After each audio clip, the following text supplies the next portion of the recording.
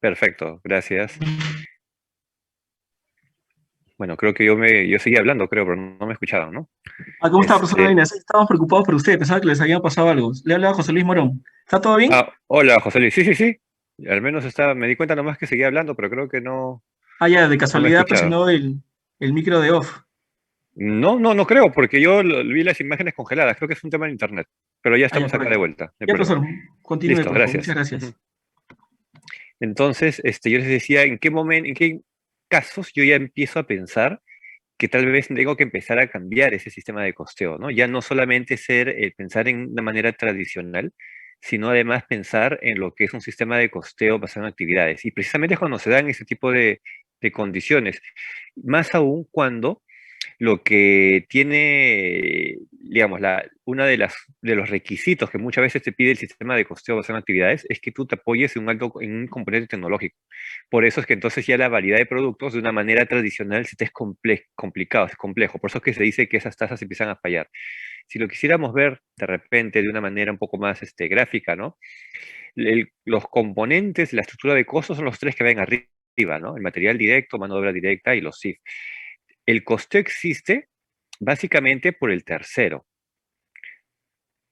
No existe por los primeros, porque los primeros se ciñen simplemente por un efecto por causa-efecto. Entonces ahí no hay mayor complejidad. En el caso del sistema de costeo basado en actividades, como uno lo puede hacer en N bases de asignación, lo que hace es que eso sea mucho más preciso y mucho más sensible a la asignación. ¿Qué quiero decir con esto? Y creo que eso fue ahí donde se cortó. Yo les decía, si yo tengo varios componentes de costo y uno de esos componentes es el 80% de los costos, el sistema de costeo tradicional nos dice, voy a tomar la tasa, o sea, la forma como yo reparto ese 80%, la voy a utilizar para repartir los 20% restantes que faltaban. ¿Qué quiere decir? Que el sistema de costeo tradicional hace que todos los costos se repartan de la forma como se reparte el costo más grande, el costo más significativo. Por qué pierde precisión? Pierde precisión porque ese 20% debería ser más eficiente siendo asignado bajo sus propias bases de asignación, sin tener que forzarlo a que se acomode a la base de asignación más grande. El sistema de costeo tradicional obliga a que todos pasen por la misma base de asignación más grande.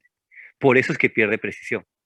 El sistema de costeo ABC dice todo lo contrario. Dice, si tienes 20 bases, a cada uno lo repartes de acuerdo a su base, para que no pierdas precisión. Así uno sea el 1%, ese 1% no lo vas a forzar a que se reparta como se reparte el grande, sino que cada uno se reparta con su propia base de asignación. Por eso es que lo hace más eficiente esa asignación. No pierdes esa precisión.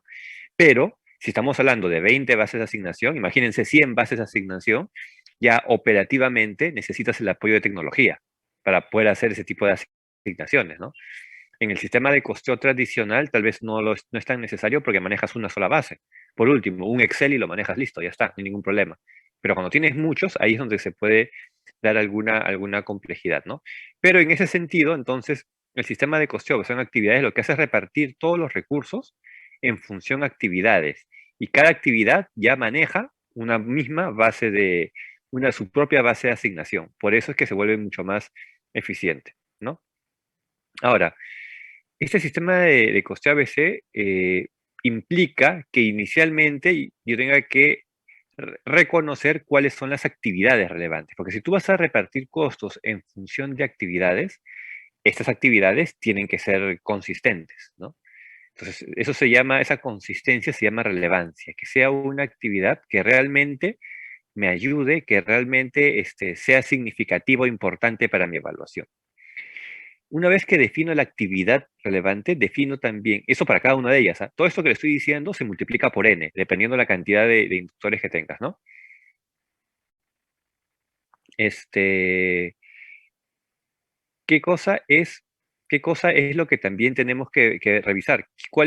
Definir cuál es el inductor de costo de la actividad, ¿no es cierto? Y definir ese costo de la actividad El inductor es cómo lo vas a repartir. O sea, yo ya sé que voy a repartir de una manera, pero ahora con qué tasa, con qué costo lo voy a empezar a repartir. Y llevar un registro de los datos. Este nivel de detalle, a nivel de información, hace que el sistema de costeo basado en actividades se vuelva más costoso de implementar también y de mantener. Por eso es de que muchas empresas no llegan a implementar este sistema de costeo ABC por un tema de costos, que es algo paradójico, ¿no? Tú quieres controlar costos y precisamente por un tema de costos no lo podías implementar porque es caro.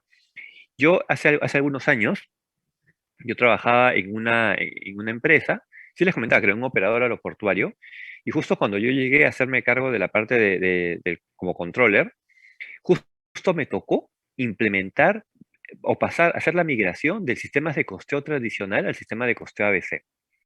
Y era toda una inversión. Yo recuerdo que hasta se contrató una empresa consultora mexicana, se les hizo venir acá a Perú, se les instaló en un hotel, porque no solamente es implementar la herramienta, sino además enseñar a las personas que estaban acá en Perú para que después ellos manejen la herramienta. Y una de las primeras condiciones que ellos ponían para poder venir era revisar la calidad de data que teníamos. Y, y en primer momento no pudieron venir cuando se esperaba que vengan. ¿Por qué? Porque la data no estaba preparada para eso. O sea, si bien el sistema de costeo ABC ya de por sí es caro, cuando tu data no está ordenada o no está preparada para ese sistema, tú tienes que hacer primero una reingeniería de los datos. Tienes que ordenar la casa antes de traer la herramienta. O sea, la herramienta es cara, pero solamente el ordenamiento era como duplicar los costos del proyecto, porque había que hacer un registro nuevo de las bases contables, había que hacer algunos desarrollos en tecnología para que se pueda enlazar con el nuevo sistema que va a venir.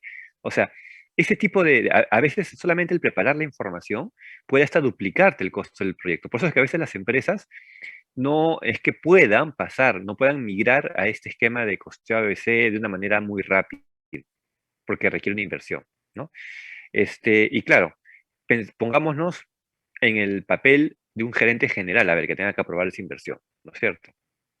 Entonces, si ustedes fueran gerente general de una empresa y viene tu gerente de Contraloría, quien fuera, ¿no? Gerente de costos, y te dice que hay que pasar un sistema de costeo ABC y que eso cuesta una cantidad importante de dinero, ustedes como gerente general, ¿qué es lo primero que averiguarían o buscarían averiguar de repente? Primero, saber qué diferencias hay entre el nuevo modelo y lo que tengo implementado, ¿no? O sea, si realmente me va a dar información o el cambio significativo a nivel de resultados, digamos, ¿no? A nivel de información. Porque si mi sistema de costeo tradicional me dice que el costo es 5 y mi sistema de costeo ABC con tecnología y con todo me dice que mi costo es 5,01, ya por un centésimo, yo gerente general digo, por un centésimo no voy a invertir. O sea, no veo que sea significativo el cambio, ¿no? Entonces, cuando uno piensa en hacer esta migración, lo que uno busca demostrar es que esto es realmente diferente, que las cifras encontradas en un sistema de costeo ABC realmente difieran de las que se tiene en un sistema de costeo tradicional. Porque si va a ser lo mismo, para que me arroje el mismo resultado, yo no voy a invertir. O sea, yo pensaría eso, ¿no? Pero que esta diferencia sea realmente significativa. Y cuando hablamos de significancia, ya tenemos que también ser conscientes de que lo que estamos haciendo es incorporar también un conocimiento de la empresa. ¿Por qué? Porque lo que es significativo para Coca-Cola no es significativo para otra empresa, de repente, por tamaño, ¿no? O sea, si de repente es significativo 1.000 soles para el restaurante de la esquina, por 1.000 soles Coca-Cola no va a hacer ninguna inversión. O sea, por una variación de 1.000 soles en empresas de ese tamaño no va a ser ninguna variación. Entonces, tiene que ser una diferencia significativa para esa empresa. Entonces, generalmente cuando se le va un gerente, por ejemplo, va a sustentar esto, en mi caso a mí no me tocó sustentarlo porque ya cuando llegué a esa empresa ya la decisión estaba tomada de la migración, pero si no hubiese estado tomada, de repente yo hubiese tenido que preparar un argumento para esto, para demostrarle al gerente general que la diferencia sí era significativa entre ambos sistemas de costeo, ¿no? Entonces, si la diferencia ya es significativa entre ambos sistemas de costeo, entonces ahí sí se necesita o se hace coherente el pedir una inversión importante para poder hacer esta migración, ¿no? Y Freddy nos levanta la mano. Sí, Freddy, ¿te escuchamos? Sí, profesor, una consulta para definir, digamos, si es importante o es significativo. ¿Tendría relevancia qué proporción del costo de un producto son costos directos y costos indirectos? O sea, si los costos directos son muy poquitos proporcionalmente, tal vez ahí es donde conviene ver más ese detalle. Claro, cuando dices costos directos te refieres a lo que es mano de obra directa, material directo. Claro, Dentro de esa estructura claro. de los tres componentes, bueno, en el caso de los sistemas de costeo, en el caso de los sistemas de costeo, eh, por los costos directos no es necesario tener sistemas de costeo. O sea, la estructura es material directo, mano de obra directa y SIF. Por el material directo y mano de obra directa, ellos, por ellos no tenemos sistemas de costeo, no existiría. Los sistemas de costeo existen solamente por los indirectos, por los SIF. Entonces, respecto a tu pregunta, lo que tú pensarías para si es significativo es si esos indirectos son grandes, son muy grandes, son realmente importantes, porque el sistema de costeo lo que va a hacer es hacer más eficiente la distribución de los indirectos. El sistema de costeo no tiene nada que ver con los costos directos.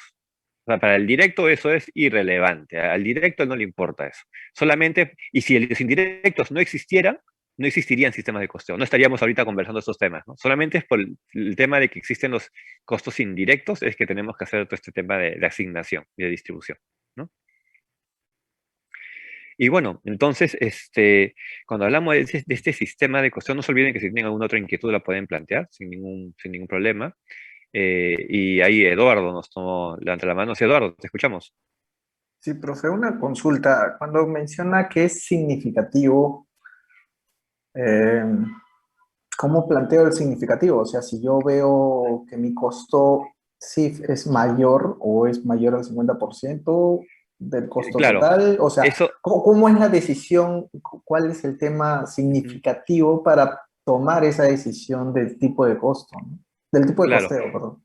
Claro, no, de hecho, la significancia tiene que ver mucho con el tamaño de empresa y las cifras que maneja la empresa, ¿no? Por eso yo decía, de repente, si la evaluación de la migración del sistema de costeo fuera para un restaurante pequeño de barrio, y la diferencia es de 1.000 soles o 2.000 soles, de repente para ellos eso sí es significativo por el tamaño de empresa. O sea, para ellos, para su economía, 1.000 soles, 2.000 soles es significativo, pero si la diferencia fuera para Coca-Cola, no es tan significativo porque por las cifras que ellos manejan, una variación de 1.000 soles o 2.000 soles tal vez no les mueve la aguja, ¿no? Entonces, para que uno pueda identificar qué cosas es ese nivel de significancia, primero tendría que aterrizarlo a las cifras que ya maneja el sistema de costeo que tengan vigente, que seguramente es el tradicional, ¿no? Porque si vas a pasar, entonces tú comparas con las cifras. Si estás hablando en millones, la significancia de repente podría ser a partir de un par de millones, ¿no? Si tus cifras se manejan siempre en millones, y tú ves que la variación está en el rango de los 100.000, y tú manejas millones, de repente para manejar millones, un rango de 100.000 no te es muy significativo, ¿no? Pero en un tipo de industria más pequeña, probablemente esos 100.000 sí son significativos. La significancia, y no es una regla, ¿no? O sea, no es que podamos decir, si es que la variación es 10% de la empresa, ya es significativo. En realidad, no existe una regla porque dependería mucho del tipo de industria, los márgenes que se manejen es diferente si estás hablando de repente de una empresa retail, de una empresa, no sé, pues metalmecánica, una empresa de servicios, ¿no? Depende mucho ya del conocimiento que se tenga o de la realidad que tengan las cifras de esa empresa, ¿no? Por eso es que no existe una regla, ¿no? No es que puedes decir, a partir del 50% es significativo para todos. Depende, pues para algunos tal vez sí. Bueno, un 50% de hecho sí ya casi sería para todos, pero si le damos un 5%, 10%, tal vez ahí no dependería mucho el tipo de industria, ¿no? No existe una cifra que digas a partir de esta cifra para todos ya es significativo, ¿no? O un porcentaje en el que digamos a partir de este porcentaje ya para todos es significativo, ¿no? Por ejemplo, en esta empresa que yo les digo, ¿no? En la que yo trabajaba, este operador aeroportuario, yo me acuerdo, tenía 3 líneas de negocio. Te digo tenía porque ya, bueno, sigue existiendo, pero ya con otro nombre porque fue vendido, ¿no? Eh, Tenía 3 líneas de negocio. Una línea de negocio era todo lo que era el soporte en tierra de aerolíneas extranjeras que llegaban al Perú, ¿no? O sea, estoy hablando yo de hace varios años atrás, por lo menos 10 años atrás, ¿no? Entonces, en ese entonces, las aerolíneas extranjeras, excepto LAN, porque LAN tenía un comportamiento distinto, ¿no? Siendo extranjera, LAN tenía un comportamiento distinto, pero para el resto de compañías extranjeras que llegaban a Perú, ellos no tenían planta en tierra. Entonces, una línea de negocio de esta empresa era proveer todos los servicios en tierra al avión que llegaba. Por ejemplo, llegaba un avión de Iberia. El avión de Iberia llegaba con los pilotos españoles, llegaba con las aeromosas españolas, pero acá en Perú no tenían nada. Entonces, ¿qué cosa es lo que hacía esta empresa? Le ponía el counter, por ejemplo. Le hacía los trámites en el aeropuerto para el parqueo del avión, para la recarga de combustible, para pagar el hotel de los pilotos y las aeromosas por los días que se quedaban acá en tierra. Todo lo que era tratamiento. O sea, los pilotos llegaban, bajaban del avión y ya se olvidaban, y de frente a su transporte para el hotel. Y esta empresa se encargaba de hacer todo eso. Eso era una línea de negocio. El mantenimiento del mantenimiento en tierra de las aerolíneas extranjeras que llegaban, menos LAN, porque LAN siendo extranjera, sí LAN tenía todo local, localmente ellos tenían todo, ¿no? Otra línea de negocio era la aviación de carga también, ¿no? Los aviones cargueros que venían con productos, en fin, todo eso. Y la tercera línea de negocio eran los vuelos charter, ¿no? Como esta empresa se encargaba de dar el soporte en tierra a las aerolíneas que llegaban, por ejemplo, y yo recuerdo mucho, en esos años hubo una convención acá en Perú de APEC, ¿no es cierto? Que venían de Asia, venían príncipes árabes, en fin, qué sé yo, millonarios para hacer esta ronda de negocios. Habían algunos que venían en sus aviones, o sea, no venían en vuelo comercial, venían en sus aviones. Pero ellos vienen y acá no tienen nada, no tienen a nadie. Entonces esta empresa lo que tenía que hacer era todo el soporte en tierra, hacer el trámite en el aeropuerto para que ellos puedan aterrizar, asegurarles la recarga de combustible, buscarle el alojamiento a la tripulación, porque normalmente el millonario árabe que llegaba en su avión, su reserva de hotel sí la hacía él venía ya con su reserva ya hecha, pero no había reserva para su piloto, ¿no? Ni para su personal del avión. Entonces ya esa empresa lo que hacía era, le proveía todo ese tipo de servicios. Era un trabajo casi tan a detalle que hasta a veces decían si se quedaban 5 días y mientras qué sé yo, pues, ¿no? El millonario árabe estaba en sus reuniones de trabajo, su piloto no tiene nada que hacer en esos 5 días. Pues el piloto solamente viene y se lo lleva, pero mientras su jefe está en reuniones, el piloto no tiene nada que hacer. Entonces algunos decían, y nos pedían incluso, querían ir a conocer Machu Picchu, entonces se les hacía el tour, se les contrataba un tour para que se vayan a Machu Picchu a conocer, se vayan a Arequipa, en fin, qué sé yo, pues, ¿no? Entonces, todo ese tipo de negocios. ¿Por qué se pensó en pasar un sistema de costeo ABC? Porque de estas tres líneas de negocio, para que tengan una idea, se manejaba tal cantidad de dinero y de ingresos en esta empresa que muchas veces, que fue lo que yo encontré, cuando llegué a evaluar la tercera línea de negocio, que eran los vuelos charter, habían vuelos charter que ni siquiera habían cobrado. O sea, imagínense el flujo de caja que tenía esa empresa que no se daba cuenta que, por ejemplo, se olvidaron de cobrar $50,000 a un vuelo charter. Se olvidaron de cobrar $50,000, ¿no? Ya con eso saquen su idea, entonces, el flujo de caja que manejaba, para que $50,000 no se notan, ¿no? Entonces, claro, ahí evidentemente había un tema de significancia, o eso es un vuelo charter, pero cuando encuentras varios vuelos, solamente por cuestión de orden, que fue una de las reuniones que en su momento tuve con el que era el gerente general de esa empresa, que era uno de mis jefes acá en Perú, es decirle, mira, solamente en cuestión de orden, acá tenemos por cobrar, creo que eran como $300,000, mira, $300,000 que hasta ahora nadie se ha dado cuenta que nos hemos olvidado de cobrar. Y solamente es ordenando documentos, ordenando algunas entradas y salidas, ¿no? Lo que pasa es que era el volumen y sobre todo lo que era el flujo en aviación de pasajeros, en soporte de las aerolíneas, cada día llegaban un par de vuelos de 2 o 3 vuelos de España, llegaban varios de Colombia, en ese entonces se tenía Avianca, se le daba soporte a Avianca, Avianca no tenía personal en tierra, que ahora sí tienen, pero en ese entonces no tenía, entonces había que darle todo el personal de Avianca, y tenían varios vuelos al día, hacían vuelos internos, y Avianca se iba a Cusco, regresaba de Cusco, entonces una serie de cosas que la empresa había crecido tanto que habían perdido un poco ahí el control en eso, ¿no? Entonces, ya cuando uno muestra eso, por esos $300,000, mostrarle, para el que era mi jefe, eso sí fue significativo. Cuando yo le pude demostrar que solamente por cuestión de orden no se estaban cobrando 300,000 y que ya incluso el vuelo se había despachado, se había atendido y ya se había ido el cliente. O sea, más bien yo le decía, ahora ojalá que se le pueda cobrar, ¿no? A ver, persíganlo, díganle que hace un mes vino y que no le cobramos nada, ¿no? Y que hay que cobrarle. Entonces, ya depende mucho tipo de empresas, ¿no? A esta empresa, por ejemplo, no se había dado cuenta hasta ese momento. Cuando en cambio hay otras empresas donde les falta, no sé, $1.000 y inmediatamente todo el mundo lo siente. Todo el mundo siente que faltan $1.000 en caja. En esta empresa faltaban 50.000 en caja y nadie se daba cuenta que faltaban 50.000 en caja, ¿no? Entonces, eso es lo que es significativo. La significancia depende mucho del tamaño de empresa en la que estemos trabajando, ¿no? Ahora, ¿qué otras señales también nos pueden indicar? Por ejemplo, cuando hay operaciones con mano de obra reemplazadas en tecnología. ¿Eso por qué me da una señal, por ejemplo, de que debería pasar a un sistema de costeo ABC? Porque si yo ya tengo operaciones apoyadas en tecnología, la inversión para costear por ABC no va a ser tan grande, porque ya el componente tecnológico y la data, la información de la empresa, ya está integrada en sistemas informáticos. El problema, digamos, ahí el dolor viene cuando tú tienes que hacer todo desde cero. Entonces, ahí está complicado, ¿no? Porque claro, si tienes que implementar un sistema que es caro y encima para implementarlo tienes que volver a escribir nuevamente toda tu contabilidad bajo otro esquema. Pero si tu contabilidad ya está escrita en el nuevo esquema, lo único que haces tú es comprar un módulo y lo enchufas, y ya está.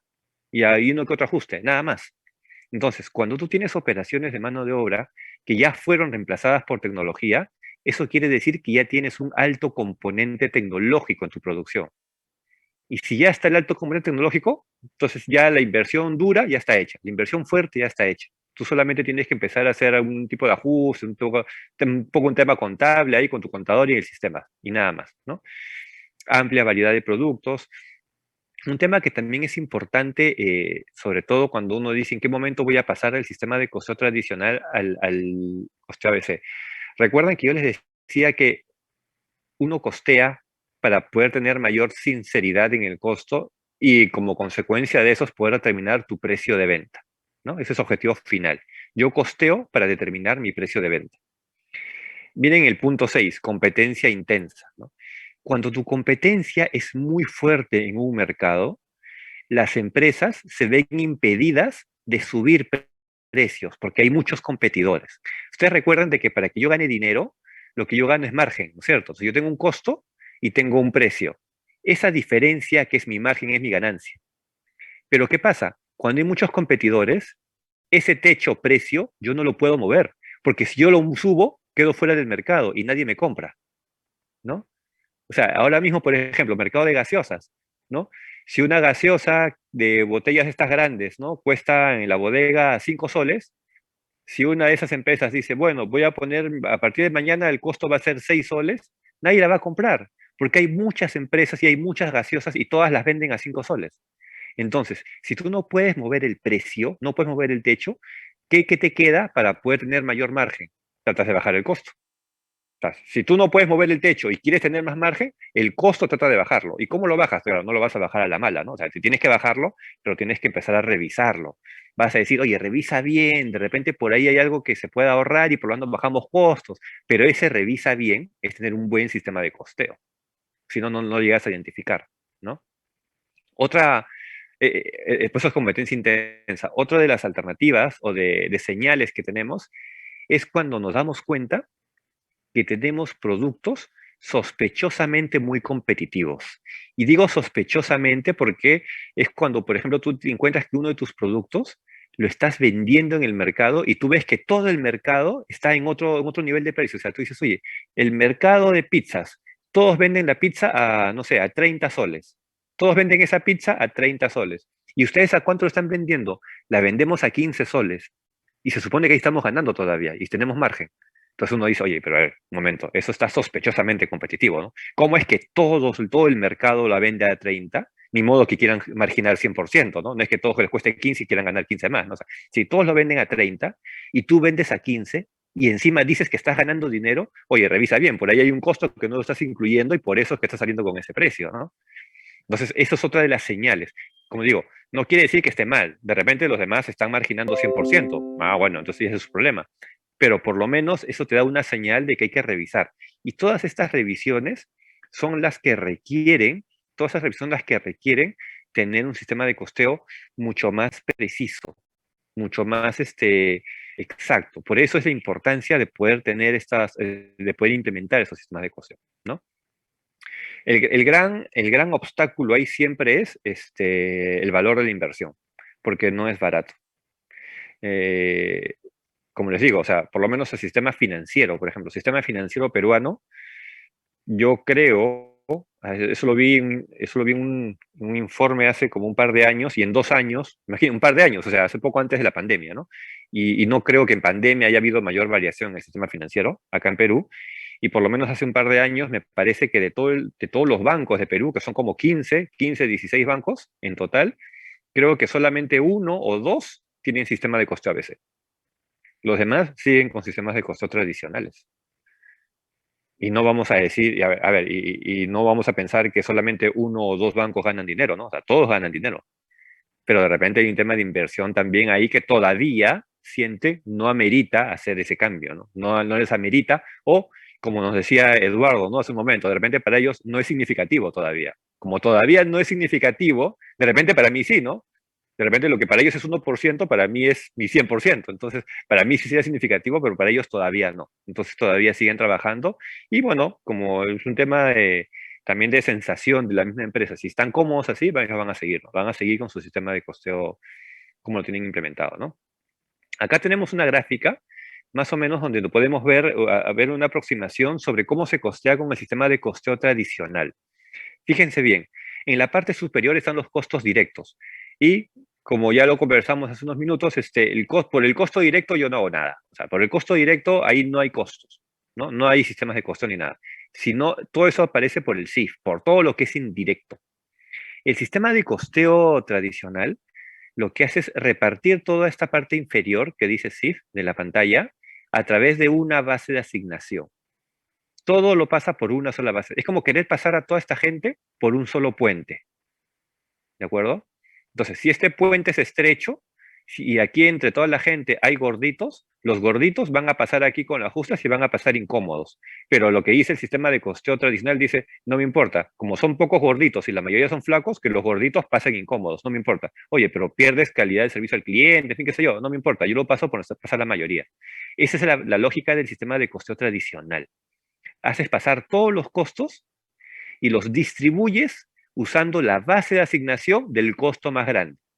Así a los demás costos no les hagas sentido, tú las fuerzas a que pasen por esa base de asignación del costo más grande, ¿no? ¿Qué es lo que hace el sistema de costeo basado en actividades? El sistema de costeo basado en actividades utiliza diferentes bases de asignación para hacer ese cambio. O sea, haciendo la analogía con el ejemplo del puente, el sistema de costeo basado en actividades dice, si hay 20 tipos de costos, que cada uno pase por su puente, que cada uno tenga su puente a la medida, para que pueda hacer la distribución más eficiente. No como el sistema tradicional que dice, no, todos pasan por el mismo puente, que va a ser el puente de la mayoría sí, pero al que no le gusta igual tiene que pasar por ahí. En el sistema de costeo basado en actividades no, sino cada uno sí puede pasar a través del que le pueda hacer mayor sentido, ¿no? Pero eso trae consigo, además de la inversión, evidentemente, un reconocimiento de saber identificar cuál es realmente tus actividades relevantes, ¿no? Porque también sería engorroso caer en el extremo de decir que todo es relevante, ¿no? Porque o sea, si tienes todo relevante, por más que tengas un componente tecnológico, te va a quitar tiempo solamente el revisar si tienes, por ejemplo, 1 millón de bases de asignación, pues, ¿no? Claro. Operativamente será posible, sí será posible, porque un sistema, un software, le pone 2 millones y te lo va a procesar los 2 millones. Igual, para el software no es problema. El problema ahí va a ser que quien es extremo, ¿cómo haces tú para tomar decisiones ya con tanta información, con tanto nivel de detalle? Tampoco va a ser muy eficiente, ¿no? O sea, si se dan cuenta, los extremos siempre son el problema, ¿no? O sea, si te quedas con una sola base, pierdes precisión. Pero si te vas con infinitas bases, vas a perder tiempo viendo los infinitos resultados que vas a obtener por ese lado también, ¿no? Y validándolos. Entonces, ya depende de la empresa sobre cuál pueda ser la que le pueda hacer mucho mayor sentido, ¿no? Para eso, es importante entonces reconocer que lo que no se ha perdido nunca y no se va a perder es que así uses un sistema de costeo tradicional y uses un sistema de costeo basado en actividades. siempre está la relación causa-efecto como un eje fundamental de cuál va a ser el criterio que vas a utilizar para poder encontrar lo que está generando el costo. Cuando uno utiliza sistemas de costeo, ya lo conversábamos, lo que tú buscas es determinar un precio final, ¿de acuerdo? Pero determinar un precio final y también tener la información porque en la medida de lo posible te ayuda a identificar a nivel empresarial cuáles son esas zonas de dolor, digamos, ¿no? Que es el gasto. ¿Dónde está el dolor de la empresa? Está en el gasto. Entonces, tú identificas las principales cuentas de gasto y de esta manera es que tú vas a poder, si es que lo ves posible, porque no se olviden que el sistema de costeo no te reduce costos. Un buen sistema de costeo no reduce costos. Los costos los reduces tú con las decisiones que tomas de la información que te da el sistema. Pero el sistema solo no te reduce costos. Entonces, si uno puede ver de qué manera algunos costos puedes empezar a reducir o gestionar. Esa es otra de las ventajas del sistema de costeo ABC.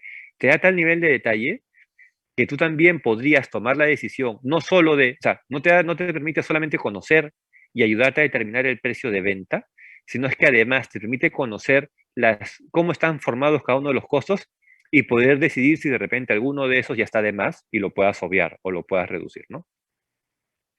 Para eso vamos a ver aquí un ejemplo.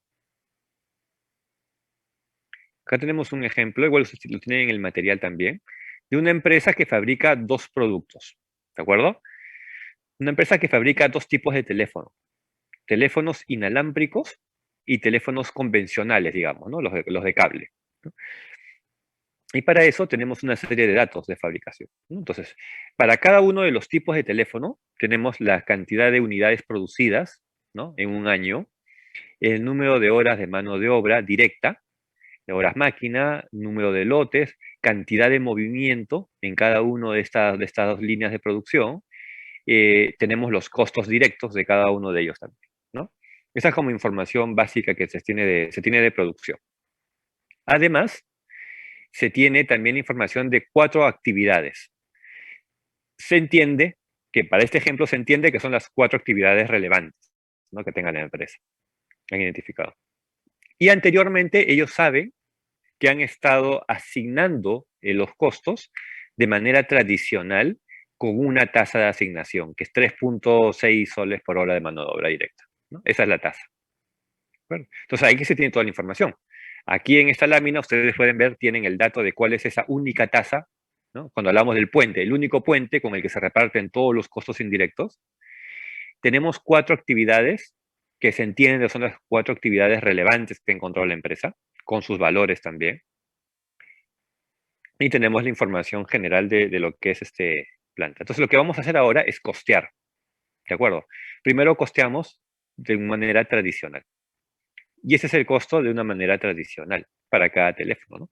Tenemos los costos directos, que no se olviden, para los costos directos no hay nada que hacer, ¿no? Digamos, eso es directo y se está como dato. Pero para los indirectos, que son los que se empiezan a asignar, sí empiezan a utilizar la única base que están manejando, 3.6 soles por hora de mano de obra directa para ambos teléfonos. Con eso, ellos se pueden identificar cuál es el costo indirecto asignado al inalámbrico y al convencional, ¿no? Estamos viendo que incluso ahí la diferencia es importante, ¿no? El costo indirecto asignado al inalámbrico es del orden de 36.000, mientras que el convencional es 324.000. Bueno, como queremos calcular un costo total, sumamos el costo indirecto asignado con el costo directo, ¿no? Sumamos ellos y tenemos el costo total. Y como también teníamos las unidades producidas al año por cada uno de los teléfonos, podemos encontrar el costo unitario. Entonces tenemos el costo total entre la cantidad de unidades producidas y ya tenemos el costo unitario. Este es un costeo tradicional y estás dividiendo todos los costos indirectos bajo una sola base de asignación que está definida, ¿no? Bajo ese esquema tradicional, ¿qué cosa estás llegando a la conclusión? Estás llegando a la conclusión que tu teléfono inalámbrico cuesta, o sea, no es precio eso, es costo, ¿no? O sea, te cuesta hacerlo 11 soles 40. Y el convencional te cuesta 10 soles 62. ¿Qué quiere decir? Que, por ejemplo, supongamos que tú quieres marginar muy poquito, pues, ¿no? Ya tú estás en penetración de mercado, recién estás empezando, qué sé yo, teléfono inalámbrico, mi costo es 11.40, Ya, pues estoy dispuesto a marginar 60 céntimos por cada teléfono, lo vendo a 12 soles. Salgo al mercado y lo vendo a 12 soles, ¿no? Me estoy asegurando que cubro mis costos y estoy ganando un poquito. Claro, muy poquito, pero estoy ganando algo. De repente el mercado no está en el momento como para marginar más, en fin, qué sé yo, pues, ¿no? Y en el caso del teléfono convencional, 10.62, igual. Voy a marginar una nada casi y lo decido vender a 11 soles, mi precio de venta, ¿no? Entonces, gano casi nada. Pero fíjense, lo vendo a 12 y lo vendo a 11. Pero ¿qué pasa si esto, con estos mismos datos, yo lo calculo, el costo, a través de un sistema de costeo basado en actividades, con esas 4 actividades que me dieron de datos al inicio, ¿no? Entonces, ¿qué cosa es lo que yo hago ahí? Primero defino las actividades. Ahí están las 4 actividades. ¿Cuáles son los inductores? Algunos utilizan lo que es la cantidad de movimientos, otros lo que utilizan son las horas máquina, están los valores totales, y después encuentro la razón con la que empiezo a repartir, ¿no? Por ejemplo, cantidad de movimientos.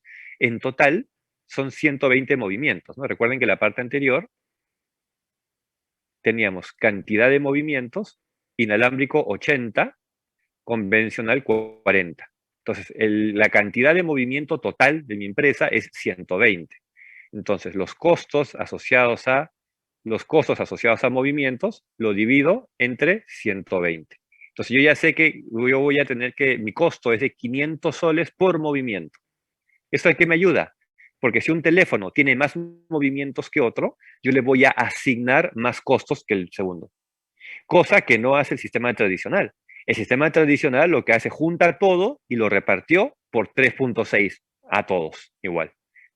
Lo que hace acá el sistema de costeo ABC dice en un momento, si un teléfono requiere más movimiento, que pague más, o sea, que cueste más.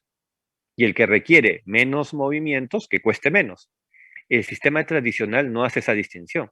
El sistema tradicional junta todo y lo reparte con la tasa que ya está previamente definida, ¿no?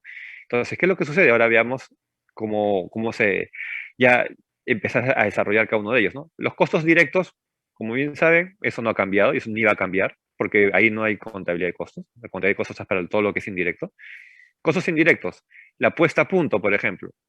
Uno tiene 20 lotes, la otra es 10 lotes, es normal que uno pague el doble que el otro, que uno asuma el doble de gasto que el otro. Esa distinción no la hace el tradicional, pero acá el ABC sí la hace. Manipulación de materiales igual, uno es el doble de otro que asuma el doble de costo. Y así con cada una de las 4 actividades relevantes se supone que tiene la empresa. Ahora calculamos el costo indirecto asignado, que es la suma de los costos indirectos parciales en cada uno de ellos. Y finalmente le sumo también a cada tipo de teléfono el costo directo, para tener mi costo total. Y hago lo mismo que hice con el tradicional, lo divido entre la cantidad de unidades. Y fíjense la diferencia. Al dividirlo entre la cantidad de unidades, resulta que con los mismos datos, el sistema de costeo basado en actividades me está diciendo que el inalámbrico me cuesta 21.60. Es lo que me cuesta producir. Y yo estaba todo engañado pensando que si lo vendo a 12, gano 60 céntimos, ¿no? Entonces, ¿cuál es el problema ahí? Es que yo vivo engañado, salgo al mercado, empiezo a vender y cuando llegue fin de mes, me va a llamar la atención cuando vea que mis estados financieros están en rojo y cuando le diga y cuando piense que el contador es el que se ha equivocado, él me va a decir, no, lo que pasa es que mire los costos. En realidad, el costo del teléfono inalámbrico es 21.60, no es 11.40. Hay una diferencia. Y más bien, en el caso del convencional, yo pensaba que era 10.62 y en realidad era 9.60. O sea, en realidad era un poco más barato producir eso. ¿Eso en qué me hubiese ayudado? De repente, en poder salir al mercado con un precio más bajo. Entonces, claro, de repente, si yo utilizaba el sistema de costeo tradicional, miren, 10 soles 62 el costo del teléfono convencional. Yo decía, bueno, voy a marginar poco, salgo al mercado a 11 soles. Y claro, de repente cuando salí al mercado nadie me compraba, porque la competencia lo vende a 10 soles. Yo decía, pero ¿cómo lo va a vender a 10 soles? Qué raro. Si el costo es 10.62, ellos no van a trabajar a pérdida. Bueno, vamos a asumir que están haciendo todo de manera legal, ¿no? Tampoco están trabajando así, haciendo cosas que no deben para sacar el mercado a otro competidor, ¿no? Pero yo diría, pero ¿por qué? Eso no es posible. Lo que pasa es que de repente la otra empresa está usando costeo ABC y ya se dieron cuenta que en realidad el costo es 9.60. Por eso es que ellos dicen, lo vendo a 10 y gano un poquito. Mientras que yo estaba pensando que vendiéndolo a 11 gano el mismo poquito. Y en realidad pude haber bajado un sol más en el producto. Nuevamente, claro, si es un producto por un sol, yo no va a ser significativo para mí, ¿no? Pero claro, es que de repente uno no vende un teléfono, ¿no? O sea, uno no produce, no pone una fábrica para hacer un teléfono, ¿no? De repente pone la fábrica para hacer millones de teléfonos. Entonces ya hay la diferencia si se siente, ¿no? Entonces imagínense, ¿no? La desviación que se puede encontrar usando los mismos datos, pero con dos sistemas de costeo diferentes. Entonces, cuando decíamos al inicio, ¿no? Si es que yo voy a hacer alguna variación, digamos, voy a migrar mi sistema de costeo a mi gerente general, le tengo que demostrar que realmente es significativo. Por ejemplo, en este caso, si yo le muestro una tabla así a mi gerente general y digo, mira, hay una desviación de 89% en uno de los teléfonos, evidentemente él me dice, oye, ¿y qué estás esperando para hacerlo? Hazlo ya, ¿no? Necesitas hacerlo, pero de una vez. Entonces, el sistema de costeo ABC lo que hace es acercarnos más al costo real del producto. Esa es la ventaja, ese es el valor agregado que te da el costeo ABC. Te acerca más al costo real. No quiere decir, no quiere decir que te va a dar el costo más bajo. De repente, al sincerarte, como veíamos acá, te dice que el costo no era 11, sino era 21. O sea, y no dice, oye, ese sistema de costeo está mal porque me está dando costos más altos. No, no, no. Lo que pasa es que el sistema te está haciendo más transparente. Y ahora, otra cosa es que tú estás viviendo engañado, pero el sistema te está mostrando que realmente el costo era más alto y que tú tal vez has estado sin querer, de alguna manera se han estado subvencionando algún tipo de actividades, que es lo que no queremos tampoco, pues, ¿no? O sea, no queremos llegar a estar subvencionando porque, sobre todo en actividad privada, y además eso se usa mucho, ¿no? En actividad privada, en empresas que tienen varias líneas de negocio, incluso a llegar a desarrollar estados financieros por línea de negocio, para poder saber cuál es la que te está dejando el mayor margen o cuál no te está dejando margen, ¿no? Y en función a eso ya puedas empezar a tomar decisiones, ¿no? Joseph, tienes una consulta, ¿te escuchamos? ¿Qué tal, profesor? Buenas noches, Hola, ¿cómo le ¿qué va? tal? Profesor, tenía una consulta con respecto al costeo ABC. Ujú. Primero, si es que el costeo por actividades también incluye mermas, porque hay algunas producciones que lotes diferentes pueden generar mermas diferentes. Y también, ¿qué tan específico debe ser en la selección de actividades? Porque, por ejemplo, en una empresa en la que produce y luego tiene que repartir y asume la logística, de repente los puntos de reparto son distintos y mes a mes los costos logísticos son variados, ¿no? Entonces, Ujú. ¿qué tan relevante puede ser, uno, la merma y los costos logísticos de traslado de productos del costeo ABC? Ujú. Ok, yo sé, gracias. A ver, respecto de la merma, como en todo caso una empresa lo que va a hacer es tomar un estimado histórico de cuántos son las mermas que suele manejar y eso lo va a incorporar como un valor en el costo. O sea, va a modificar el costo en función a ese valor histórico de merma que ya sabe que siempre va a tener una merma del 2%, entonces ya le va a poner 2% de antemano, ¿no? No es que el sistema de costeo en sí mismo incluya un cápite de merma, ¿no? Sino lo que tú haces ya al momento de hacer el cálculo del costo, le consideras o le incluyes ahí la merma, ¿no?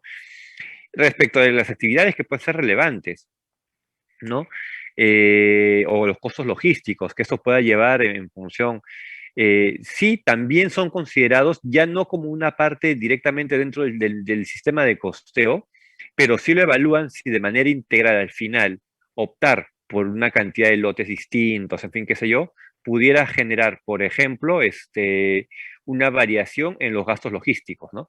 Porque de repente tú decides cambiar el tamaño del lote, pero si vas a cambiar el tamaño del lote de repente a nivel de transportes, dices, tengo que llevar entonces un camión y medio. Bueno, pues a un camión tú no lo partes en la mitad. Entonces, 1.5 camiones son dos camiones, vas a tener que mover. Y esos dos camiones se van a mover igual por 1.5 o por 2.0 digamos, de carga que le estés poniendo, ¿no? Entonces, de repente ahí sí, lo que tú haces, y dependiendo mucho la industria, dependiendo mucho el tipo de industria en el que estés trabajando, se incluye el costo de transporte, a veces no directamente dentro del modelo, pero sí, antes de tomar la decisión final o el costo final, le incluye un acápite relacionado al tema de transporte, logístico o otro aspecto que tal vez sea necesario incorporar y que tal vez en un inicio no ha sido concebido, ¿no?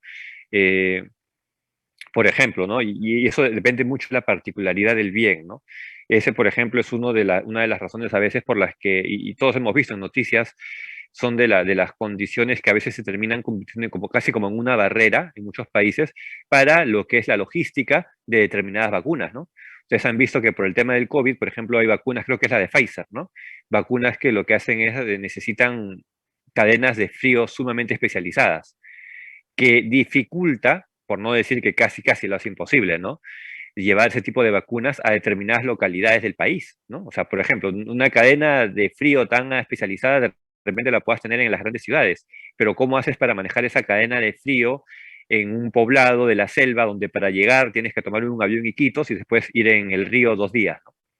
La vacuna se echa a perder, ¿no? No vas a poder llegar a eso. Entonces, ahí, por un efecto de transportes, o de costo asociado a la logística, por más que el sistema de costeo ABC te diga que la mejor vacuna es la de Pfizer, te va a llevar a decir, oye, pero operativamente gestionar logísticamente esto me va a ser casi imposible, ¿no? O de repente uno dice, no, que no sea imposible, ¿quieres cadena de frío? Contratamos cadena de frío. Ah, bueno, pero ¿cuánto te va a costar eso? ¿No? O sea, al final, a veces uno dice, no, pero si el tema no es dinero. Ah, bueno, si el tema no es dinero, entonces perfecto, pues implementamos una cadena de frío solamente para eso, ¿no? Pero ya depende, y esa es una decisión empresarial, ¿no? Por eso es de que, Joseph, y eso es importante, ¿ah? Todo lo que vemos nosotros, y eso es algo que desarrollamos mucho nosotros los industriales, sobre todo, todo lo que vemos nosotros siempre son perspectivas, herramientas, metodologías, estrategias para poder tomar conocimiento de una manera más eficiente del costo ahora de repente. Probablemente próximamente cuando ustedes lleven su curso de marketing, seguramente ahí Lorena les va a hablar un poco de mejores estrategias para vender más, qué sé yo, ¿no es cierto? Para un tema de publicidad, y en fin, qué sé yo. Pero con una perspectiva, ahora, la función como nosotros como ingeniero industrial, era al momento de tomar decisiones y dependiendo del puesto en que tengamos, si somos como gerentes generales, es poder, con toda esta información, llegar a una decisión gerencial, que es la que vamos a tomar, ¿no es cierto? Es un tipo de decisiones por la que a nosotros nos buscan en las empresas. O sea, y eso seguramente muchos de ustedes se han dado cuenta en su vida laboral. O sea, ¿cuál es la ventaja que tenemos nosotros respecto a otras ingenierías o de otras carreras incluso? Es que podemos entender todo tipo de industria, todo tipo de área. Como industrial estamos preparados para ver marketing, para ver logística, para ver finanzas, para ver recursos humanos, y no solo ver y entender. Y con ese entendimiento empezar a tomar decisiones. No podríamos pensar que solamente hay que aplicar ciegamente una estrategia, una metodología, un libro, un autor, para una toma de decisiones. La toma de decisiones involucra varias consideraciones, ¿no? Como con lo que comentaba Joseph, ¿no? De repente el sistema de costeo, si bien puede ser muy importante, no termina siendo concluyente en una decisión. Porque tal vez, como mencionaba Joseph, mi costo de transporte, mi costo logístico, que no está directamente en la producción del bien, pero que ese bien en particular, si voy a producir en esos volúmenes, me va a demandar, puede hacer que pueda modificar en un poco mi decisión, ¿no? Y esa es una de las ventajas que tenemos y por eso es importante saber de que por más que llevemos o conozcamos muchas estrategias, hay algo que no vamos a poder dejar de hacer nunca, que es pensar. O sea, por más que no es que yo me memorice un curso, memorice una estrategia, una metodología, igual cada empresa es un mundo, cada realidad es distinta. En muchas de las empresas y pueden haber eventos externos, ¿no? Por ejemplo, lo que estamos viendo en una pandemia. Muchas empresas se comportaban de una manera distinta el año 2019 y ahora se comportan de una manera totalmente diferente, ¿no? Y eso no estaba en los planes de nadie, pero uno tiene que empezar a tomar información, averiguar información y tomar decisiones. Ya el día miércoles, Eduardo, por ejemplo, nos comentaba, ¿no? Que en su empresa de repente hasta desaparecieron algunas áreas. Le pasaron a él las responsabilidades, te duplican la meta y encima tienes la mitad del personal. Entonces, claro, eso no está en ningún libro, eso no está en ninguna estrategia ni ninguna metodología de reducción de costos, ¿no? Pero es una decisión que se tuvo que tomar después de ver todo el panorama, ¿no? Por eso en tu caso, Joseph, y yo lo que recomendaría es no quedarte solamente en la estructura. Cosas como la merma, sí la puedes incluir. O sea, las cosas como la merma, sí tú puedes ver ahí si tienes un histórico, puedes asumir que ese histórico se va a mantener y puedes asumir que se mantiene si es que tu cadena de producción sigue siendo igual, ¿no? Si cambias la cadena de producción, tal vez ya no. Tendrías que evaluar si vas a tener una merma más grande o una merma más chiquita. Pero si tu cadena de producción sigue siendo la misma, entonces evidentemente tu merma es esperable que se mantenga igual y por lo tanto tú la puedes incorporar un poco en los costos, ¿no?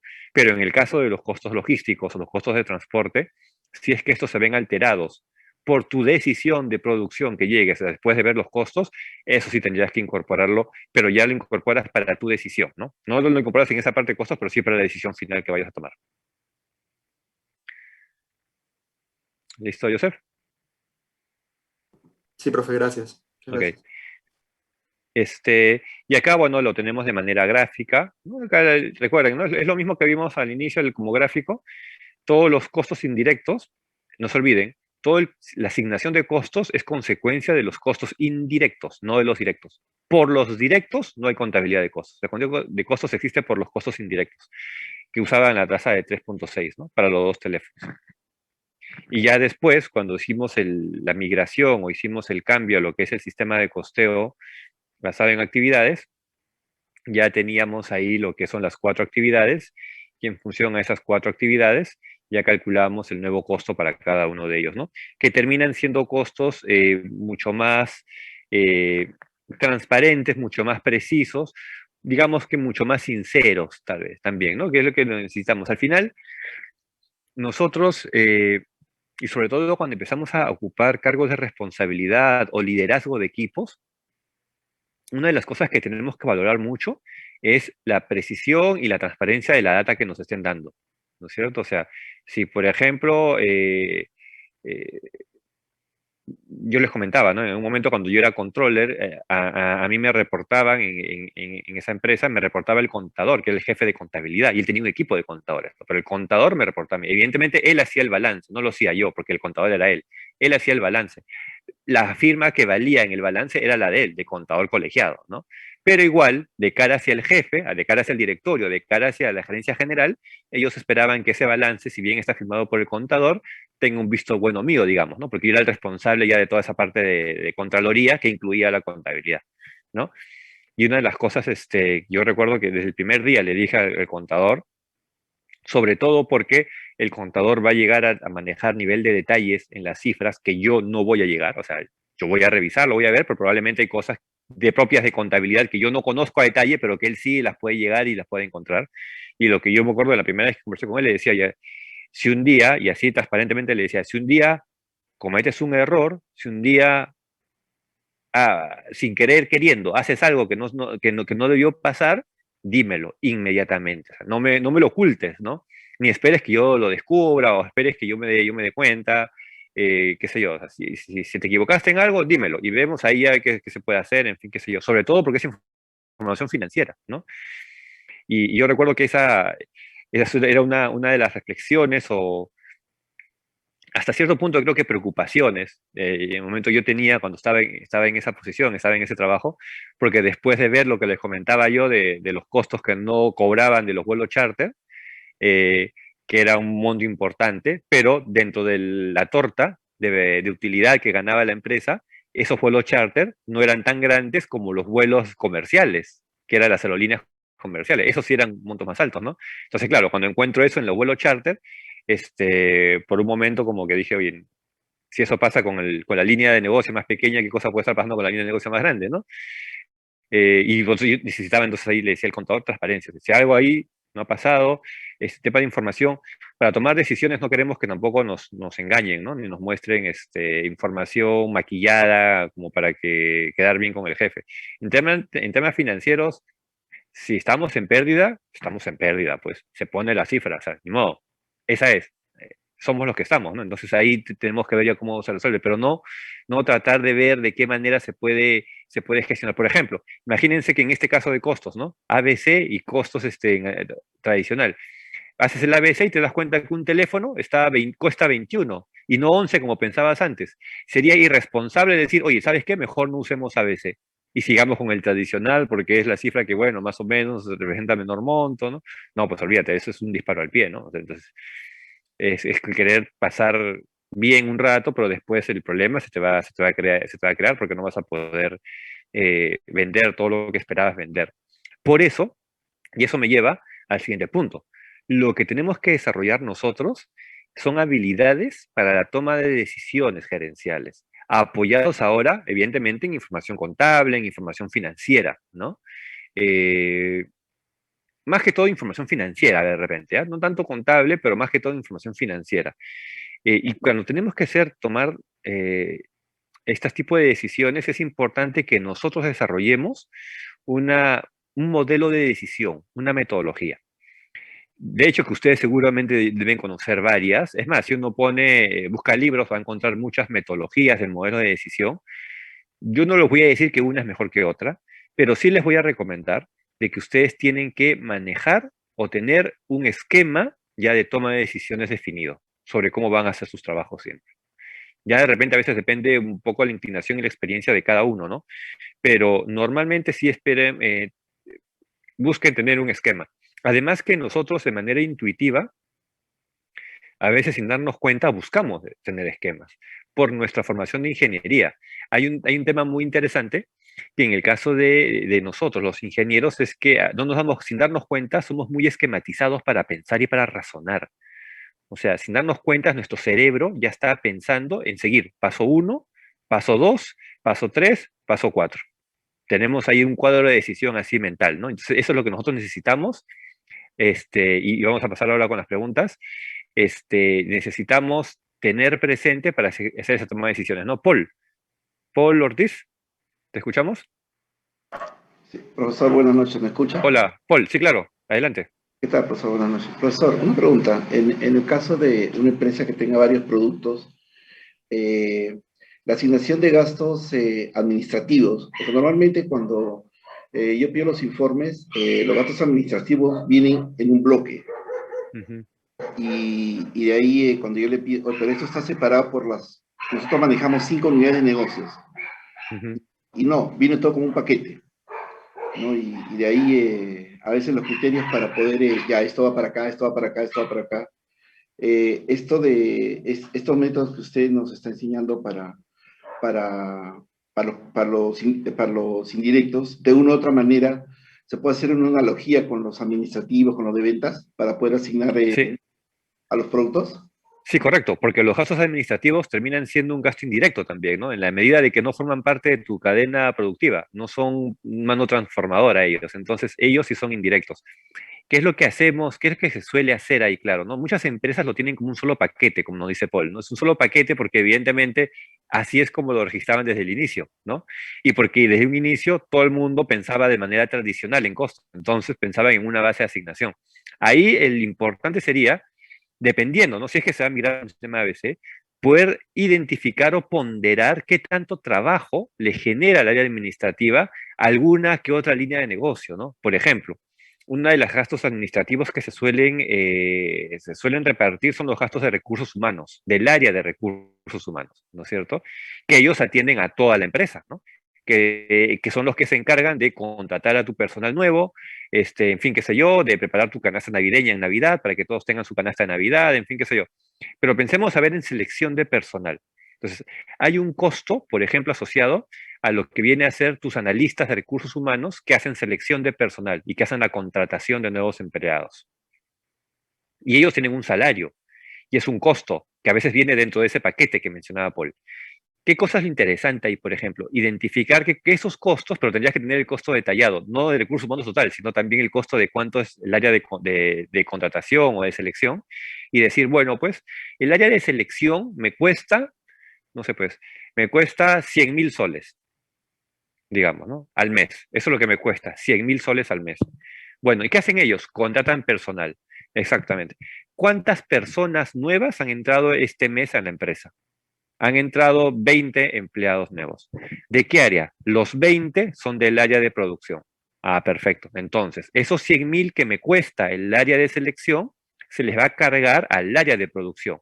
No se lo carguen a marketing, no se lo carguen a negocio, no se lo carguen sino se lo cargamos directamente a producción. Claro, Ahí los demás áreas van a respirar tranquilas. El gerente de producción va a saltar, porque te va a decir, ¿por qué me estás cargando todo el costo del área de selección si yo soy un departamento de varios departamentos que somos en la empresa? Entonces ahí la razón que te puede dar el que se encarga de asignar los costos o el área financiera va a decir, por una razón muy sencilla, este mes el único departamento que ha tenido personal nuevo ha sido producción. Entonces esas personas solamente han trabajado para producción este mes. Por eso es que el costo de esas áreas, de esa mini área de selección de personal, va a tener que ser cargada al departamento de producción. Ahora, y si el siguiente mes la mayoría de personas o de empresas están en otro rubro, bueno, pues esto será otro rubro el que asuma. Ahí de repente la pregunta sería, ¿y qué pasa si no hay ingresos nuevos en el personal? Si nadie entró a la empresa el último mes. Bueno, pues si nadie entró a la empresa en ese mes, ya habría que definir cómo se va a repartir. Normalmente, cómo se reparte áreas como recursos humanos, usan un inductor de costos, que es como se le llama la base, ¿no? O una base de asignación, si se quiere, asociada al número de personas. Como recursos humanos trabaja con personas, el área o el departamento que tenga la mayor cantidad de trabajadores va a recibir mayor costo del área de recursos humanos. Lo utilizan esto como una base de asignación, ¿no es cierto? La base de asignación que es cantidad de empleados, ¿no? Ahí lo importante, Paul, lo importante es cuando las empresas, cuando hay costos que no son tan directamente asignables, definan una estrategia o un criterio de asignación. Como te digo, en recursos humanos muchas veces uno de los criterios que utilizan es cantidad de empleados. Como recursos humanos lo que hace es trabajar sobre empleados, entonces se supone o se entendería o se esperaría que las áreas que tengan más empleados son las que le generan más trabajo a recursos humanos, ¿no? Si es por ejemplo, imagínense a ver en la Universidad Católica. Bueno, ahora que no hay nadie, ahora no porque no hay nadie, ¿no? Nadie va. Pero antes de la pandemia, cuando todos íbamos presencialmente a la universidad, imagínense ustedes cuánto puede salir el recibo de luz de la universidad mensualmente. O sea, cuánto debe estar pagando la universidad por luz, por ejemplo, energía eléctrica, ¿no? Mensual, porque hay un recibo que llega para la universidad. Entonces, ¿qué es lo que hace la universidad? La universidad, si alguno de ustedes se ha dado cuenta, en cada pabellón tiene un medidor de luz. Entonces, ellos para poder repartir el costo de esa factura de luz mensual, lo reparten en función al consumo.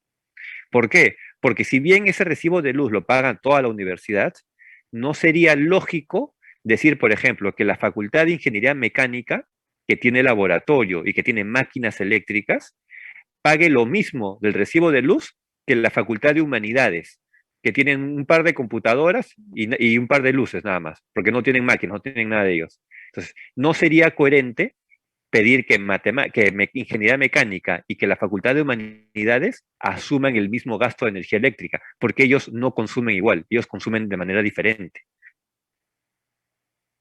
Entonces, pero ahí ¿cuál es la premisa? La premisa es entonces que de antemano la universidad decide que su criterio va a ser consumo kilowatt hora, por ejemplo.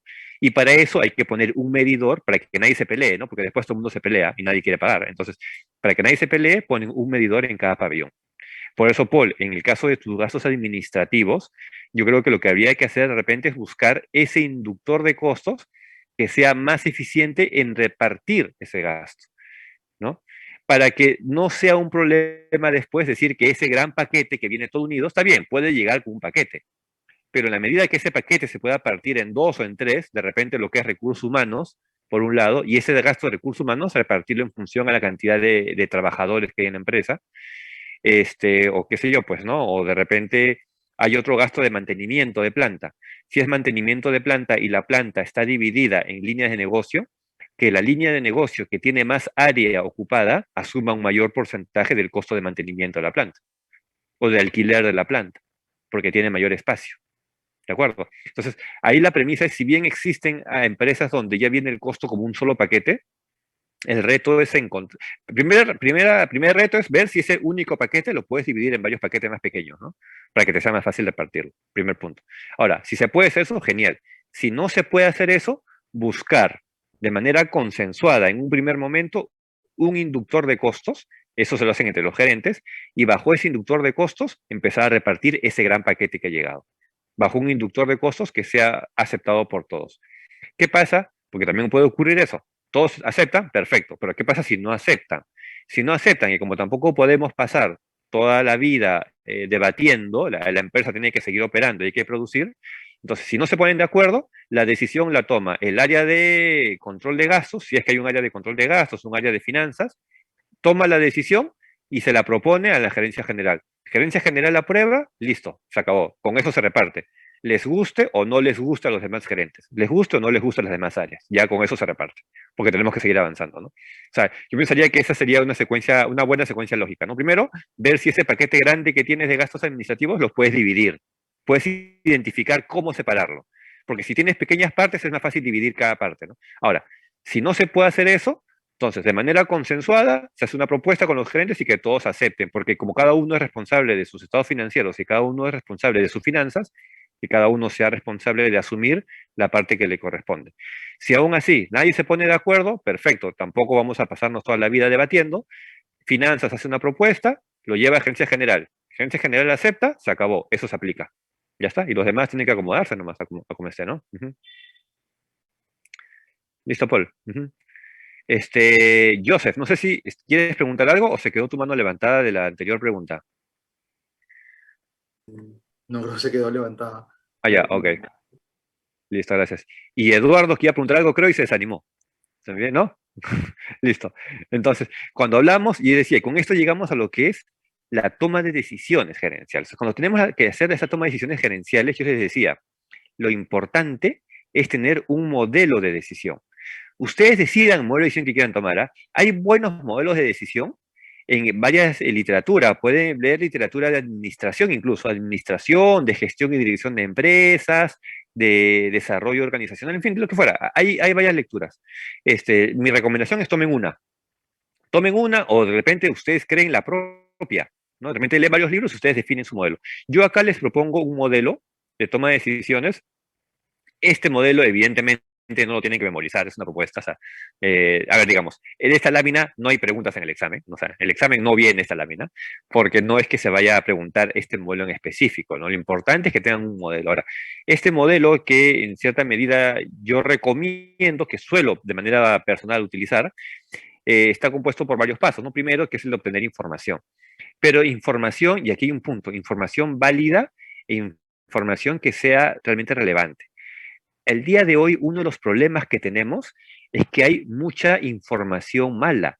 O sea, ustedes busquen cualquier cosa en Google, a ver, pongan una palabra en Google, les salen millones de resultados. Entonces, ahora el problema ya no es tanto de buscar información o acceder a información. Ahora el problema es discernir qué información es buena y qué información es mala, porque la información mala solamente me quita tiempo. Y el problema en toma de decisiones gerenciales, y eso sí seguro que muchos de ustedes lo han vivido, es que todas las decisiones las tenemos que tomar siempre rápidamente y con información a veces limitada, ¿no? O sea, ese es el clásico ejemplo, ¿no? Que en el trabajo te piden todo para ayer, ¿no? Todo es para ayer. Entonces, tienes que estar volando, tienes que correr y encima tienes que hacerlo rápido y cuidado que te equivocas, ¿ah? ¿no? Y cuidado que te equivoques. Y encima tiene que ser rápido.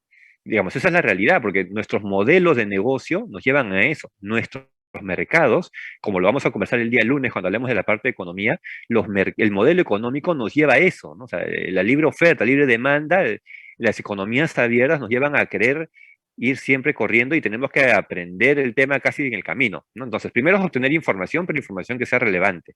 A veces es revisar costos históricos, información histórica, porque nos da una luz de más o menos cuál puede ser el comportamiento, ¿no? Un paso dos, que es hacer predicciones. Recuerden que como este es un curso de costos, acá todo está pensado para costos, pero en realidad lo podrías ampliar para todo, ¿no? Pero acá vamos a pensar solamente costos, obviamente. Entonces, predicciones sobre costos futuros, que es como conversamos el día miércoles, de poder hacer una regresión lineal sencilla para poder pronosticar o predecir esos costos, ¿no es cierto? Entonces, una predicción sobre costos. Luego, eliges una opción sobre todas las predicciones, cada una con su plan de acción que tú ya has podido evaluar. La pones en práctica y al final evalúas su desempeño. ¿Por qué? Porque como todo es, digamos, y como ingenieros siempre buscamos la mejora constante, todo es perfectible. Entonces, definitivamente, tú evalúas el desempeño, primero para ver si lo puedes mejorar, o segundo, para ver si te equivocaste, bueno, ya sabes entonces cómo no hacerlo, ¿no? Porque también puede ser posible. Tomas la decisión equivocada. O sea, el tener un esquema o tener esquematizado un modelo en toma de decisiones no garantiza que tu decisión sea la mejor. No garantiza que tu decisión sea la buena, ¿no? Puede ser que te equivoques también. Imagínense en este caso, paso uno, obtener información. ¿Qué pasa si mi información es toda mala? Por más que yo siga todo el esquema religiosamente, me sale cualquier cosa el modelo, ¿no? O sea, mi decisión va a ser mala. Entonces, yo siempre tengo que evaluar ese desempeño para en función a esa evaluación y hacer una retroalimentación que me permita ir mejorando ese modelo. ¿De acuerdo? Ir mejorando ese modelo. Ya con eso, yo ya puedo empezar a plantear de una manera un poco más sólida o tener una mayor eficiencia, un mejoramiento en mi toma de decisiones. Pero entonces, cuando hablamos de obtener información, yo les decía, obtener información que sea relevante. Y eso nos lleva entonces nuevamente a ver qué cosa es relevante. Así como hace un momento debatíamos qué cosa es significancia, qué cosa viene a ser un cambio significativo entre los temas de costeo. Bueno, pues cuando hablamos de obtener información, decimos obtener información relevante. Entonces aquí podríamos hacer otro debate. ¿Y qué cosa es relevante? ¿No es cierto? ¿Qué cosa es relevante realmente para mi toma de decisiones? Y para saber relevancia en toma de decisiones, lo que tenemos que hacer es validar que se cumplen dos condiciones. Hay dos condiciones que tienen que cumplirse para que la información, en este caso de costos, pudiera ser también de ingresos, sea relevante. La primera condición es que tienen que ser sobre cosas que pasen a futuro. Tú tomas decisiones sobre el futuro, no tomas decisiones sobre el pasado. Entonces, esa información tiene que ser de costos e ingresos futuros, de costos o ingresos esperados. ¿De acuerdo? Ese es el primer punto. Tiene que ser a futuro, primera condición. Para que algo sea relevante, tiene que ser a futuro. El pasado, en cierta medida, en toma de decisiones, el pasado no es relevante. Claro, no es relevante. El clásico ejemplo que yo pongo en este esquema, por ejemplo, que ahora no lo podemos aplicar porque cada uno está en su casa, ¿no? Pero puedo hacer una aproximación, ¿no? Supongamos que esta noche todos ustedes, yo también, espero, vamos a cenar, ¿no es cierto? Cada uno en su casa, pero va a cenar, ¿no? Claro, por el curso seguramente todos vamos a cenar tarde hoy día, ¿no? Hoy todos cenamos a las 10 de la noche, ¿no? Probablemente. Pero todos vamos a cenar. Imagínense que ustedes están haciendo su costeo del día de hoy, ¿de acuerdo? Ustedes no me pueden decir a mí, no me podrían decir a mí que yo soy el culpable de sus gastos o del costo de la cena del día de hoy de ustedes. No me pueden decir de que por culpa mía o por culpa del curso, ustedes van a tener que cenar hoy día. Porque yo les voy a decir, ustedes van a cenar, haya habido curso o sin curso, igual iban a cenar. La única diferencia es que tal vez el día de hoy van a cenar más tarde. Pero el costo de la cena no es un costo imputable al curso. No me pueden echar a mí la culpa el costo de la cena de ustedes el día de hoy. ¿Qué tipo de costos sí ustedes tal vez me lo podrían imputar a mí, por ejemplo? El costo de energía eléctrica por la computadora que están conectados en este momento, ¿no? Porque ustedes podrían argumentar y decir, si no fuera por la clase, la computadora estaría apagada y no estaría consumiendo la energía eléctrica que estoy consumiendo el día de hoy con la computadora. Claro, si pudieran hacer esa distinción, ¿no? Entonces, claro, ahí sí hay un costo asociado al curso. Si estás en más cursos, estás más en la computadora, consumes más energía eléctrica, ¿no es cierto? Entonces, ahí había que ver ese tipo de relevancia, ¿no? De relevancia en el costo de la cena. El costo de la cena es relevante o no es relevante, no es relevante para el curso, porque ustedes van a cenar con o sin curso. Pero tal vez si pudieran ustedes medir el consumo de energía eléctrica de la computadora, esas 3 horas que estamos en clase, ese costo sí es relevante en la toma de decisiones, ¿no? Y la otra, dije que eran dos condiciones. La primera es que sea futuro. Y la segunda condición en toma de decisiones es que tú tengas varias alternativas posibles. Si tú tienes solo una alternativa posible, ahí no hay toma de decisiones. Ahí solamente el tema es operativo, ejecuta nomás.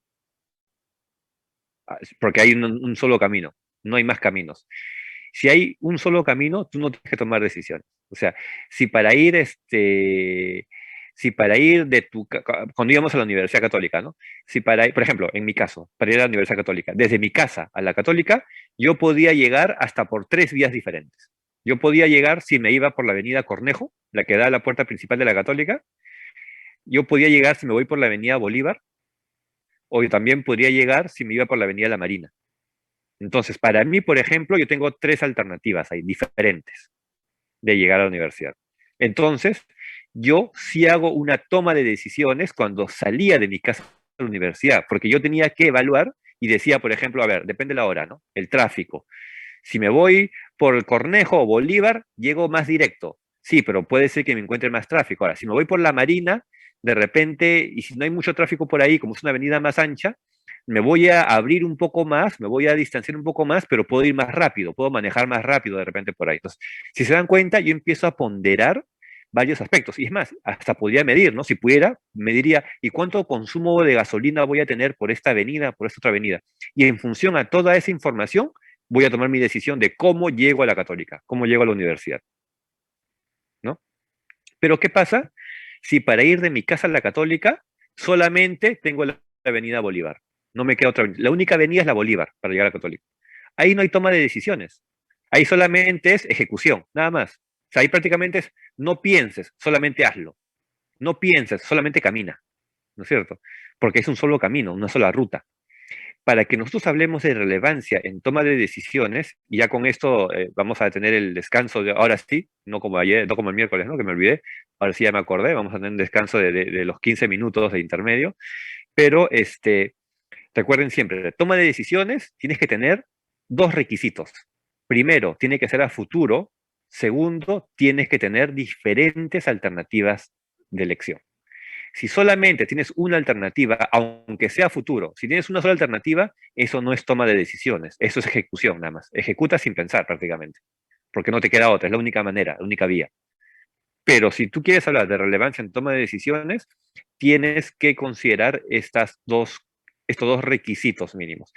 Y esto es importante cuando hablamos de toma de decisiones o de relevancia, porque ahora lo que vamos a ver son ejemplos de toma de decisiones. Y vamos a ver cómo en estos ejemplos hay determinados aspectos que sí hay que considerarlos y otros aspectos que no hay que considerarlos. Muy importante. Si estamos hablando de costos, en la toma de decisiones puede que hayan costos que yo no los voy a tomar en cuenta para la decisión, pero eso no quiere decir que no los pague. Igual, o sea, la toma de decisiones gerencial no es un aspecto contable, no se mueve en el marco de la contabilidad, porque la contabilidad tienes que pagar todo.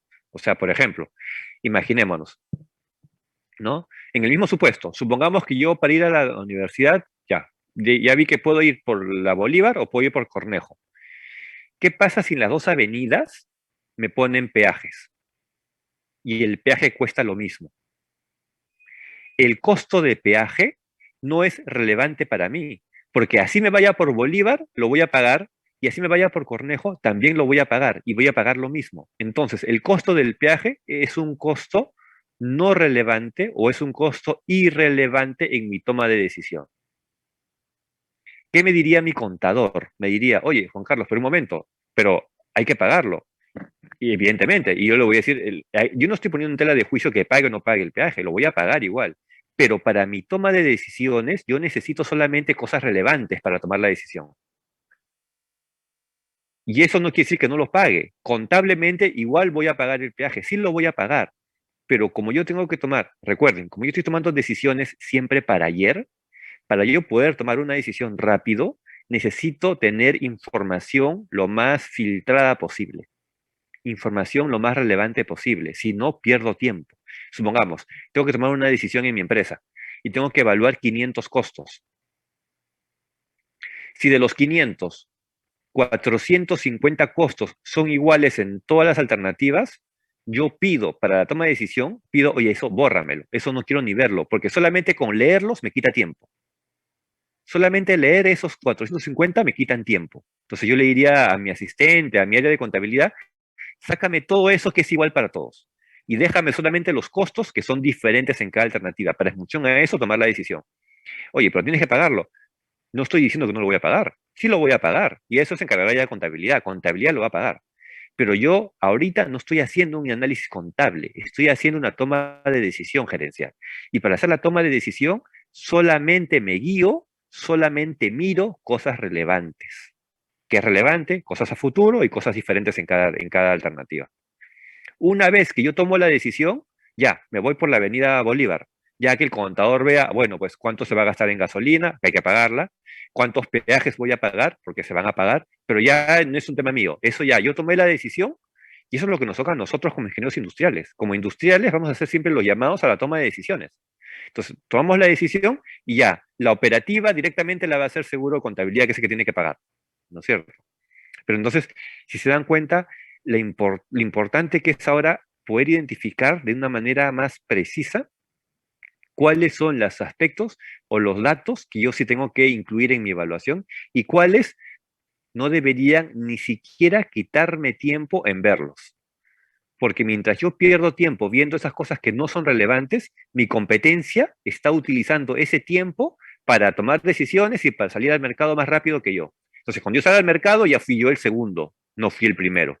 Y ustedes saben que en temas comerciales vale mucho también quién es el que pisa primero, ¿no? Quién es el que llega primero. Entonces, eso de ahí tenemos que tenerlo presente. No sé si tienen alguna duda, una inquietud hasta aquí. ¿Ninguno? ¿Todo está claro? Perfecto. Entonces, les propongo una cosa. Hagamos ahora sí el intermedio de los 15 minutos que nos corresponde, no como ayer, que fue creo que 10, no menos, y un poquito corriendo. Son 8:42. Estamos volviendo a las 8:57. ¿De acuerdo? 8:57, estamos aquí conectados nuevamente para ya vamos a entrar de lleno directamente a la toma de decisiones gerenciales. ¿Listo? Entonces nos vemos en 15 minutos. ¿De acuerdo? Regresen, regresen. Ujú.